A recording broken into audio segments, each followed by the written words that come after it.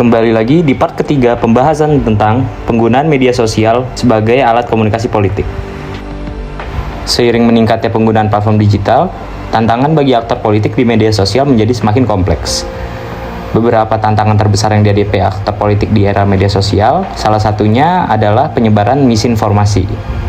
Misinformasi atau informasi yang tidak disengaja, dan disinformasi, yaitu informasi yang disengaja, dapat menyebar dengan cepat.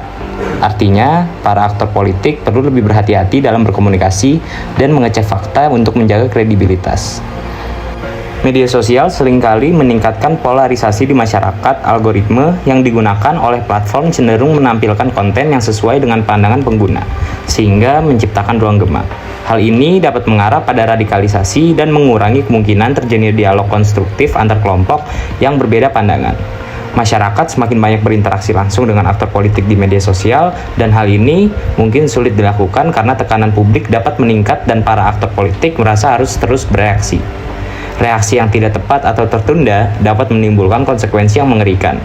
Saat terjadi krisis, media sosial menjadi saluran utama penyebaran informasi.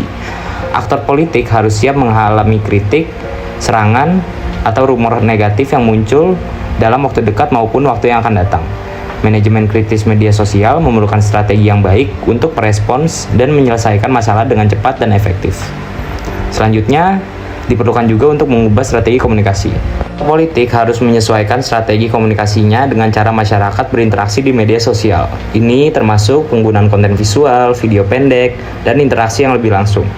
Penggunaan ini memerlukan pemahaman mendalam tentang kelompok sasaran dan platform Anda. Selanjutnya, ada juga regulasi dan prosedur. Perubahan regulasi media sosial dapat memengaruhi cara aktor politik beroperasi. Kebijakan periklanan prosedur, transparansi, dan perlindungan data pribadi dapat membatasi atau mengubah penggunaan pada Anda atas platform. Selanjutnya ke ancaman cyber, yaitu ancaman keamanan cyber yang menjadi perhatian utama karena resiko serangan yang dapat merusak reputasi dan mengakses data sensitif. Aktor politik harus berinvestasi dalam perlindungan cyber untuk memastikan keamanan informasi dan privasi. Etika dan tanggung jawab juga diperlukan, karena aktor politik harus menghadapi dilema etika terkait penggunaan data dan privasi pengguna. Penggunaan algoritma untuk menargetkan audiens dapat menimbulkan pertanyaan tentang manipulasi dan penyalahgunaan. Kesimpulannya, tantangan media sosial bagi aktor politik berkisar dari penyebaran misinformasi hingga kebutuhan untuk mengelola hubungan dengan publik secara lebih langsung. Untuk mengatasi tantangan-tantangan ini, penting bagi para aktor politik untuk mengembangkan strategi yang adaptif dan responsif, dengan fokus pada kejujuran, transparansi, dan dialog yang konstruktif. Media sosial pun telah menjadi alat branding politik yang penting, yang memengaruhi cara politisi dan partai politik membangun citra dan berinteraksi dengan publik. Berikut beberapa aspek yang menjelaskan lebih lanjut peran media sosial dalam branding politik. Yang pertama, pesan yang efektif. Media sosial memungkinkan politisi menyampaikan pesan langsung kepada khalayaknya tanpa filter. Platform seperti Twitter, Facebook, dan Instagram memungkinkan Anda untuk mengumumkan kebijakan, menjelaskan visi misi Anda, dan merespon isu terkini dengan cepat. Kecepatan dan jangkauan ini memungkinkan Anda menyusun narasi kemenangan dan menghindari kesalahpahaman oleh media tradisional. Selanjutnya juga ada interaksi dan keterlibatan. Salah satu keunggulan media sosial adalah kemampuannya menciptakan dialog dua arah. Politisi dapat berinteraksi langsung dengan pemilih, menjawab pertanyaan, dan mendengarkan keinginan dan kekhawatiran masyarakat. Interaksi ini menciptakan rasa keakraban dan kepercayaan yang penting dalam proses branding.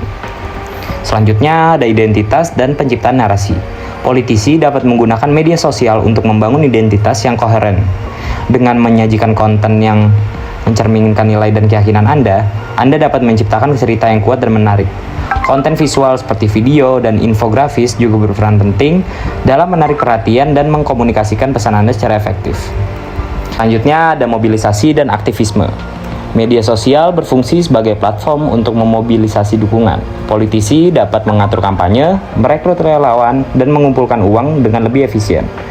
Hashtag dan kampanye viral dapat memperluas jangkauan pesan Anda dan memungkinkan gerakan politik Anda berkembang pesat. Selanjutnya juga dibutuhkan analisis dan penargetan. Karena berkat kemajuan teknologi, politisi kini dapat menggunakan data dan analisis untuk memahami perilaku dan preferensi pemilih. Anda dapat menggunakan informasi ini untuk menyesuaikan strategi merek Anda, menjangkau audiens yang tepat, dan mengoptimalkan konten yang Anda bagikan. Kegiatan iklan politik juga merupakan alat yang efektif untuk menjangkau kelompok demografi tertentu. Selanjutnya, ada tentang mengatasi krisis dan mengatasi permasalahan. Di era digital, krisis dapat terjadi dengan cepat. Media sosial memungkinkan politisi merespon isu dan skandal dengan cepat, mengontrol narasi, dan meminimalkan dampak negatif. Respons yang cepat dan transparan akan memperkuat citra perusahaan, namun tidak adanya tindakan dapat berakibat fatal. Selanjutnya, ada resiko dan tantangan. Meskipun penggunaan media sosial dalam branding politik ini memiliki banyak manfaat, namun terdapat pula resikonya. Disinformasi dan pemberitaan palsu dapat menyebar dengan cepat dan merusak reputasi politisi. Selain itu, polarisasi yang terjadi di media sosial dapat memecah belah khalayak dan mempersulit upaya menjangkau pemilih yang lebih luas. Sekian di video part kali ini, terima kasih dan sampai bertemu di part selanjutnya.